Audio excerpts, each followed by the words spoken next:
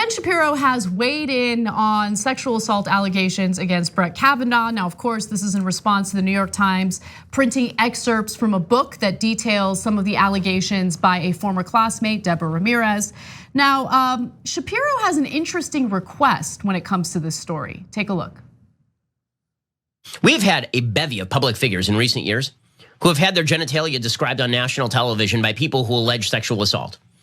Right, Stormy Daniels famously described President Trump's genitalia. Bill Clinton's genitalia. Details of such were talked about. Nobody has yet described Kavanaugh's genitalia. Now, that's not dispositive. Maybe they were generic, who knows? But the bottom line is we've had no corroborating details on any of these stories. All of them apparently happened in public places with other witnesses available, and not one witness has been there who corroborates any of these stories. It's unbelievable. And yet the Democrats are still saying that Kavanaugh should be kicked off the Supreme Court based on what? A new report from a guy who says that he was at a party and saw a male grab Kavanaugh's penis, which, by the way, would be sexual assault, and then thrust it into the hand of a female who says she doesn't remember the incident. It seems like you might remember that incident. I'm just gonna put that out there. I think any normal person would probably remember that. And if called by the New York Times, oh, were you at a party where someone grabbed somebody's junk and thrust it into your hand? Seems like it might be memorable. So he wants a description of Kavanaugh's penis in order to prove that this alleged sexual assault actually happened. People be thirsty. Yeah. It's an interesting take. Also, I just want to note the way the right wing completely skews the reporting by the New York Times is infuriating, and everyone should read. By the way, don't trust anyone. Don't even trust us. You should read the piece for yourself. And if you don't have time, let me give you a relevant portion of it to respond to Ben Shapiro's nonsense about a lack of corroborating witnesses. Ramirez, so Deborah Ramirez's legal team gave the FBI a list of at least 25 individuals who may have had corroborating evidence.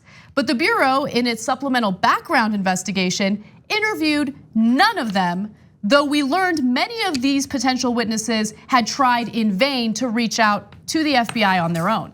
So there were corroborating witnesses. It's just that we didn't hear much about them from the right wing, of course. I mean, you wouldn't expect to anyway. But the FBI didn't even bother to interview them because the Republicans severely limited the scope of that investigation. And Shapiro's conflating a number of different stories. So Christine Blasey Ford had the alleged attempted rape against her, but there was no evidence there, as far as I remember, that he'd gotten to the point where he'd taken his pants off.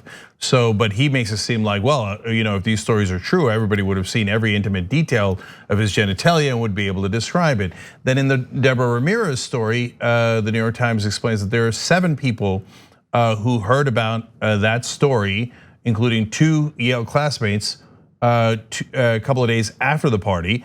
And so well before Kavanaugh was a federal judge, let alone nominated for the Supreme Court, back when it actually did happen. Now you wanna make a case, a legitimate case, and say, look, they heard about the story, but they didn't necessarily witness the story, and say, hey, I wish as a Republican that the FBI had investigated further and talked to those 25 witnesses, because I'm sure Kavanaugh is innocent, and if they had, they would have been able to confirm that. Well, that would be a legitimate, interesting point to make. Instead, he brings in a third story of a different Yale party where apparently Kavanaugh, some people say, including a guy who runs a nonprofit in Washington, D.C., that Kavanaugh thrust his penis into the hand of that other woman, a third woman, and she says she doesn't recollect that.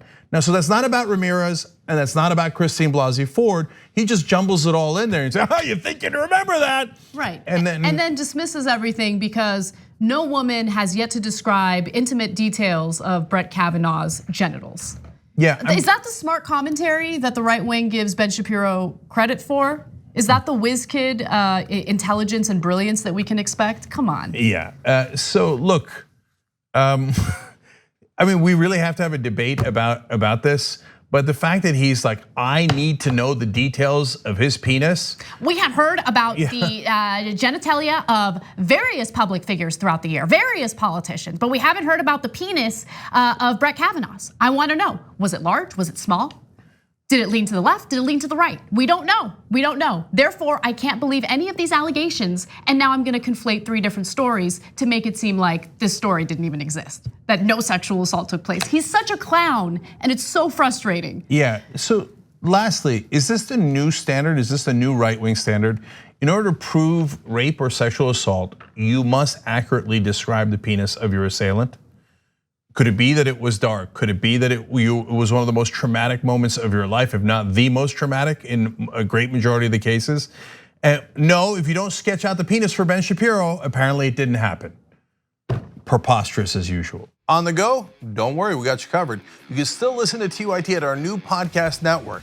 Find us on Apple Podcasts, the Google Play Store, or at tyt.com/podcast.